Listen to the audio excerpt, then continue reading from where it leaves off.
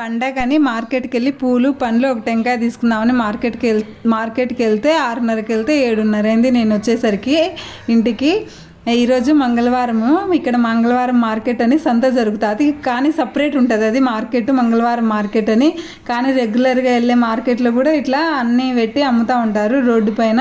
ఇంకా ఫ్లక్కర్స్, గాజులు, ఇంకా అన్ని రకాలు దొరుకుతాయి. మంగళవారం వెళ్తే దొరకని వస్తువు అంటూ ఏముండదు. రోడ్డు పైన ఇట్లా బ్యాంగిల్స్ రకరకాల మోడల్స్ దొరుకుతాయి, కానీ కలర్ మాత్రం గ్రీన్ ఒకటే దొరుకుతుంది.